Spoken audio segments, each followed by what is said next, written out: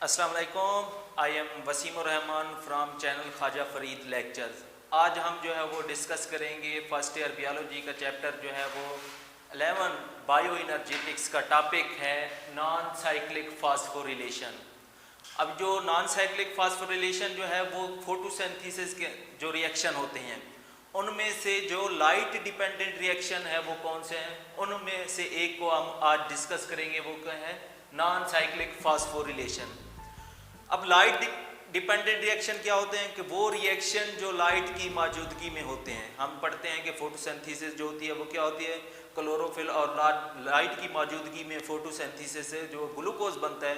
अब वो रिएक्शन जो उसी लाइट को जो इस्तेमाल करके लाइट की मौजूदगी में हो रहे होते हैं उन्हें हम लाइट डिपेंडेंट रिएक्शन कहते हैं। उनमें से पहला जो रिएक्शन है वो है नॉन साइक्लिक फास्फोरिलेशन। अब नॉन साइक्लिक को तो हम जानते हैं कि ये क्या होगा, नॉन साइक्लिक होगा। दूसरा फास्फोरिलेशन। फास्फोरिलेशन क्या होता है, synthesis of ATP by adding phosphate group. कि जब हम एटीपी बनाएंगे किसको ऐड करके, फास्फेट ग्रुप को, तो इससे हम क्या कहते हैं फास्फोरिलेशन का नाम देते हैं। अब हम देखते हैं कि इस नॉन साइक्लिक फास्फोरिलेशन की definition, formation of ATP during non cyclic electron flow. कि एटीपी की तैयारी जब होगी किस नॉन साइक्लिक इलेक्ट्रॉन फ्लो के जरिए, कि जब इलेक्ट्रॉन नॉन साइक्लिक फ्लो करेगा तो इलेक्ट्रॉन के नॉन साइक्लिक फ्लो करने से जो एटीपी बनेगा, इस प्रोसेस को हम क्या कहते हैं नॉन साइक्लिक फास्फोरिलेशन का नाम दिया जाता है। अब जो नॉन साइक्लिक फास्फोरिलेशन है उसमें जो है वो दो किस्म के फोटो सिस्टम इस्तेमाल किए जाते हैं। कौन से होते हैं, फोटो सिस्टम 2 और फोटो सिस्टम 1।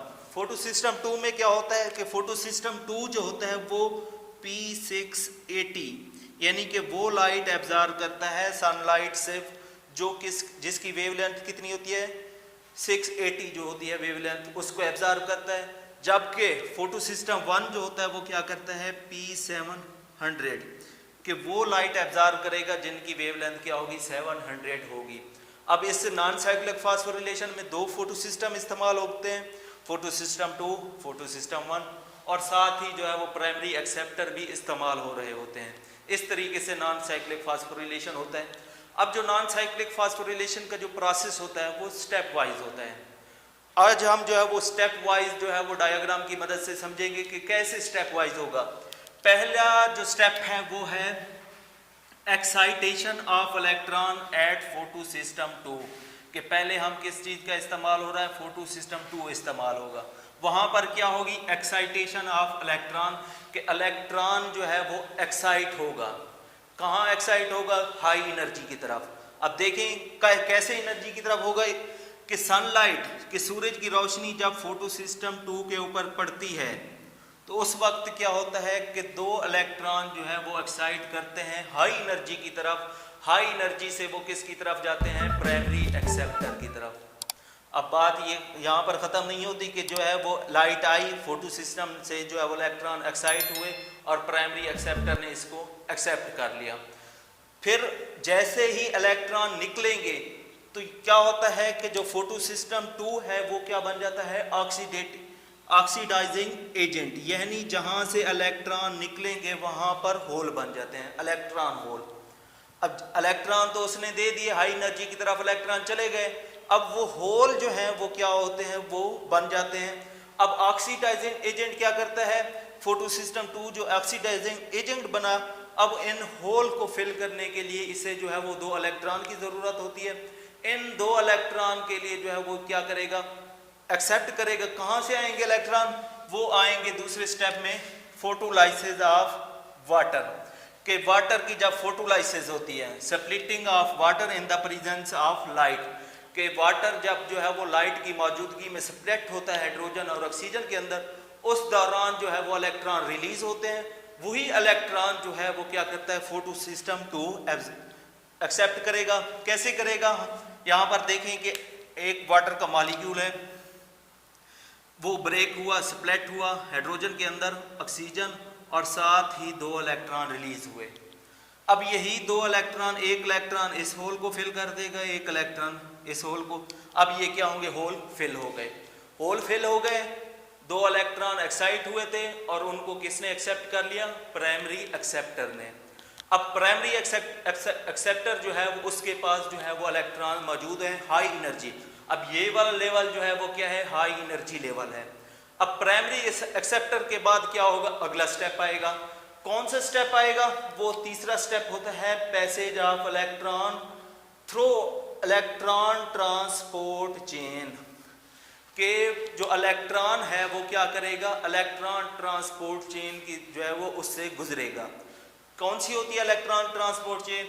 अब इस प्राइमरी एक्सेप्टर से लेकर फोटो सिस्टम 2 तक, यहाँ तक ये जो सारी है वो इलेक्ट्रॉन ट्रांसपोर्ट चेन का हम कहते हैं इसको। अब इलेक्ट्रॉन ट्रांसपोर्ट के इलेक्ट्रॉन प्राइमरी एक्सेप्टर के पास जाएगा। अब यहाँ से जो है वो क्या होगा? इलेक्ट्रॉन ट्रांसफर होगा किसकी तरफ? फोटो सिस्टम 1 की तरफ। अब 1 की तरफ जो है वो जब ट्रांसफर होगा तो उसको ट्रांसफर होने के लिए जो है वो इलेक्ट्रॉन ट्रांसपोर्ट चेन में से गुजरना पड़ता है। अब इलेक्ट्रॉन ट्रांसपोर्ट चेन के अंदर जो है वो क्या होते हैं? इलेक्ट्रॉन कैरियर होते हैं। इलेक्ट्रॉन कैरियर क्या होते हैं? जो इलेक्ट्रॉन को ट्रांसफर करते हैं आगे की तरफ। अब क्या होगा? प्राइमरी एक्सेप्टर के पास आ गए थे इलेक्ट्रॉन, अब वही इलेक्ट्रॉन जो है वो प्राइमरी एक्सेप्टर दे देगा किसको? PQ यानी प्लास्टोक्वानिन। प्लास्टोक्वानिन जो है वो क्या करेगा? उस इलेक्ट्रॉन को एक्सेप्ट करेगा। एक्सेप्ट करने के बाद जो है वो किसको देगा? Cytochrome complex.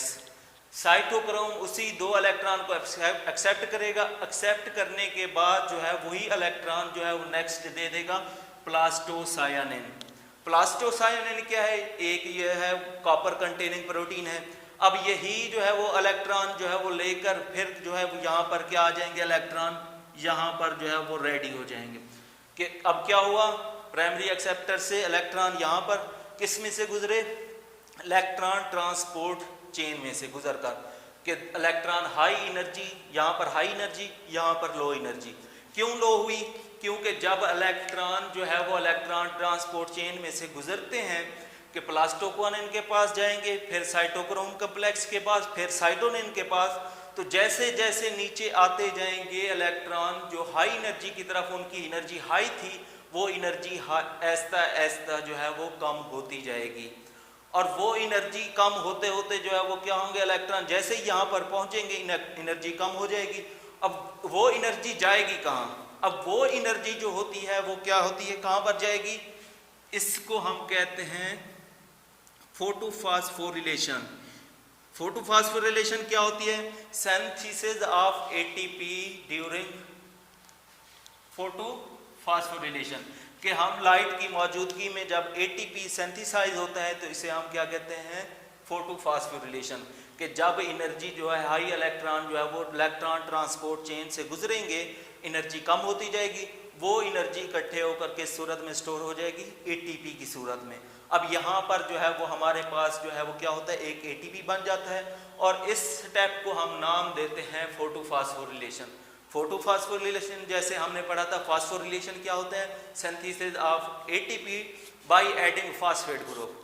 अब फोटो का मतलब क्या होता है? लाइट। कि लाइट की मौजूदगी में जो है वो लाइट एनर्जी से जो है वो जब ATP बनेगा लाइट एनर्जी से, तो इसे हम फोटोफॉस्फोरिलेशन का नाम देते हैं। ये हो गया। अब इलेक्ट्रॉन जो है वो क्या होगा? यहाँ पर पहुँच गया। अब अगला स्टेप जो होता है वो फिर क्या होता है? फोटो सिस्टम 1 पर। अब फोटो सिस्टम जो है 1 जो होता है वो भी क्या करता है? जिस तरह फोटो सिस्टम 2 लाइट एब्जॉर्ब कर रहा था, तो फोटो सिस्टम 1 भी क्या कर रहा होता है? उसी तरह लाइट एब्जॉर्ब कर रहा होता है। अब दोनों लाइट एब्जॉर्ब कर रहे हैं। ये कौन सी लाइट कर रहा है? P700 यानी 700 वेवलेंथ वाली, और ये वाली कौन कर रहा है? 680 वाली। अब दोनों तो हो रहे हैं। अब जैसे ही लाइट एब्जॉर्ब होगी फिर क्या होगा? वही जो फोटो सिस्टम 2 में हुआ था कि 2 इलेक्ट्रॉन एक्साइट होंगे, कि 2 इलेक्ट्रॉन एक्साइट हो जाएंगे। अब यहाँ पर फिर जो है वो होल बन जाएंगे। कि हमने कहा था कि जो फोटो सिस्टम 2 है वो भी ऑक्सीडाइजिंग एजेंट है, फोटो सिस्टम 1 भी ऑक्सीडाइजिंग एजेंट बन जाएगा जब क्या होता है? इलेक्ट्रॉन रिलीज होते हैं। अब इलेक्ट्रॉन रिलीज हुए, प्राइमरी एक्सेप्टर के पास चले गए। उसके बाद क्या होगा कि इलेक्ट्रॉन जो है वो होल जो है वो तो फिल होने हैं। अब क्या होगा कि जो इसी तरह कि जब इलेक्ट्रॉन रिलीज होंगे, एक्साइट होंगे, तो उस वक्त होल जो बनेंगे उसी वक्त वो जो इलेक्ट्रॉन है जो प्राइमरी एक्सेप्टर से इलेक्ट्रॉन ट्रांसपोर्ट चेन से गुजर कर यहाँ पर आया था, वो दोनों इलेक्ट्रॉन जो है उस इलेक्ट्रॉन होल को फिल कर देते हैं। इस तरीके से जो इलेक्ट्रॉन निकले थे उनकी जगह पर जो है वो जो होल बने थे वो ये दो इलेक्ट्रॉन होल फिल कर देते थे। अब यहाँ पर जो हमने देखा था कि फोटोलाइसिस हुई थी वाटर की, यानी वाटर जो है वो स्प्लिट हुआ था, उसमें से जो दो इलेक्ट्रॉन निकले थे उन्होंने होल फिल किया था। अब यहाँ से जो दो इलेक्ट्रॉन निकले थे वो जब फोटो सिस्टम 1 पर जाएंगे तो सूरज की लाइट जो है वो एब्जॉर्ब होने से जो इलेक्ट्रॉन निकलेंगे वो जाकर वही दो इलेक्ट्रॉन होल को फिल कर देते हैं। अब सवाल ये पैदा होता है कि हमने यहाँ पर भी देखा कि सूरज की लाइट जो है वो जैसे ही पड़ी सिर्फ दो इलेक्ट्रॉन निकल रहे हैं, यहाँ पर भी देखा हमने जो है वो दो इलेक्ट्रॉन निकल रहे हैं। अब इस दो की बजाय 3 क्यों नहीं निकलते, 4 क्यों नहीं निकलते? तो इसकी वजह क्या है? इसकी वजह जो है वो है अवेलेबिलिटी। यानी हमने कहा है कि जो फोटो सिस्टम 2 है या फोटो सिस्टम 1 है ये क्या है, ऑक्सीडाइजिंग एजेंट है स्ट्रॉन्ग। अब इसने क्या करना होता है, ये देखना होता है अवेलेबिलिटी कि वो दो इलेक्ट्रॉन एक्साइट करेगा तो उसके पास जो है वो दो इलेक्ट्रॉन आएंगे भी या नहीं आएंगे। अगर दो इलेक्ट्रॉन यहाँ पर जो है वो कहाँ से है, वाटर के मॉलिक्यूल से टूटा, दो इलेक्ट्रॉन अवेलेबल थे तो इसी वजह से दो इलेक्ट्रॉन एक्साइट हुए। अगर यहीं पर फर्ज करें कि यहाँ पर जो है वो 4 इलेक्ट्रॉन अवेलेबल होते तो यहाँ पर जो है वो इलेक्ट्रॉन 4 ही एक्साइट होते, लेकिन ऐसा नहीं होता क्योंकि अवेलेबल जो हमारे पास अवेलेबल होंगे इलेक्ट्रॉन फोटोलाइसिस से जो इलेक्ट्रॉन निकलते हैं, अब वो कितने होते हैं, 2 इलेक्ट्रॉन होते हैं, तो इसी वजह से सिर्फ 2 इलेक्ट्रॉन एक्साइट होते हैं।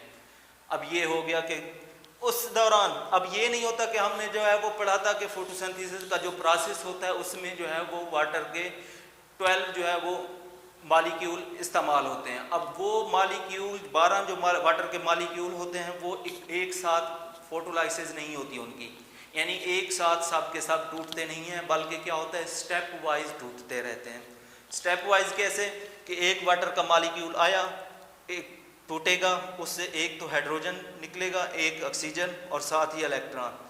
अब उसके बाद या ये प्रोसेस हो जाएगा, उसके बाद दूसरा टूटेगा, इस तरह टूटते जाएंगे। अब हम यहाँ पर थे कि जैसे ही इलेक्ट्रॉन आया, इलेक्ट्रॉन एक्साइट हुए, उसको किसने एक्सेप्ट किया, प्राइमरी एक्सेप्टर ने। प्राइमरी एक्सेप्टर जैसे ही एक्सेप्ट करेगा इलेक्ट्रॉन फिल हो गए, प्राइमरी एक्सेप्टर चला गया।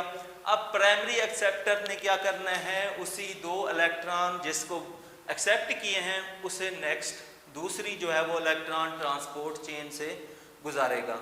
अब कैसे गुजारेगा कि वो प्राइमरी एक्सेप्टर जो है वो क्या करेगा, इलेक्ट्रॉन जो है वो एक प्रोटीन को देंगे जिसे हम क्या कहते हैं, FD फेरिडॉक्सिन। फेरिडॉक्सिन जो है वो क्या है, आयरन कंटेनिंग प्रोटीन है। अब फेरिडॉक्सिन के पास जैसे ही इलेक्ट्रॉन आएंगे वो 2 इलेक्ट्रॉन जो है वो फिर किसको देंगे, एक एंजाइम होता है NADP रिडक्टेज। अब फेरिडॉक्सिन ने जो 2 इलेक्ट्रॉन वसूल किए थे वो 2 इलेक्ट्रॉन जो है वो किसको देगा, NADP रिडक्टेज को। अब NADP जो है वो क्या करेगा, रिडक्टेज ये एंजाइम है एक, अब इसने क्या करना है, उसी NADP को जो NADP यहाँ पर मौजूद है उसके साथ क्या करना है 2H+। अब ये 2H+ कहाँ से आएगा, जब फोटोलाइसिस होगी तो यही 2H+ जो है वो यहाँ पर क्या होगा, NADP के साथ ऐड होगा, तो इसके नतीजे में क्या बनेगा, इलेक्ट्रॉन शामिल होंगे, NADPH प्लस H बन जाएंगे। और इस प्रोसेस को हम नाम देते हैं सिंथेसिस ऑफ NADP। कि NADP की सिंथेसिस कैसे होती है कि इलेक्ट्रॉन जो है वो फेरिडॉक्सिन से NADP रिडक्टेज एक एंजाइम के पास, अब NADP जो होता है वो किसके अंदर कन्वर्ट हो जाएगा, NADPH के अंदर। अब NADPH फिर कहाँ जाएगा, NADPH जो है वो लाइट इंडिपेंडेंट रिएक्शन, यानी वो रिएक्शन फोटोसिंथेसिस के वो रिएक्शन जो लाइट की गैर मौजूदगी में होते हैं, जिस तरह केल्विन साइकिल है, डार्क रिएक्शन है। अब यही NADPH जो है वो किस में इस्तेमाल होगा, केल्विन साइकिल के अंदर इस्तेमाल होता है। इस तरीके से जो है वो क्या होता है, एक इलेक्ट्रॉन जो है वो नॉन साइक्लिक से फ्लो करते हुए क्या बनाएंगे, एक ATP का मॉलिक्यूल बनता है और साथ ही NADPH का मॉलिक्यूल बनता है। ये हो गया, क्या हो गया कि नॉन साइक्लिक फास्फोरिलेशन। अब यहाँ से इलेक्ट्रॉन जो है वो क्या हुआ था, एक्साइट हुआ था, मूव करता हुआ यहाँ पर पहुँचा, पहुँचने से फिर यहाँ पर फिल किया, फिर यहाँ से एक्साइट हुआ, फिर यहाँ पर। अब इन्हीं प्रोसेस को जो है वो सिंथेसिस ऑफ NADPH हो गया। अब बाज़ औक़ात जो है वो अगर हम देखें ये जो पाथ है, अब ये जो पाथ जो है वो अगर इसको देखें तो ये क्या होता है, जेड लाइन है, यानी इसकी शेप जो है वो जेड से मिलती है, इसीलिए इसका दूसरा नाम जो है वो क्या रखा गया है, जेड स्कीम, कि इसको जो है वो हम नॉन साइक्लिक फास्फोरिलेशन को जेड स्कीम का भी नाम देते हैं होते हैं। अब ये था हमारे पास टॉपिक क्या था, नॉन साइक्लिक फास्फोरिलेशन, कि इसमें क्या बनना था, एक तो ATP बनना था, दूसरा क्या बनना था, NADPH। इस तरीके से किस तरह इलेक्ट्रॉन जो है वो नॉन साइक्लिक फास्फोरिलेशन से जो होता है किस तरह इलेक्ट्रॉन फ्लो करता है और कौन कौन से प्रोडक्ट बनते हैं। नेक्स्ट जो होगा ये था नॉन साइक्लिक, नेक्स्ट जो हम डिस्कस करेंगे वो साइक्लिक फास्फोरिलेशन करेंगे। अगर इसके मुतालिक अगर कोई क्वेश्चन हो तो आप कमेंट कर सकते हैं। अल्लाह हाफिज़।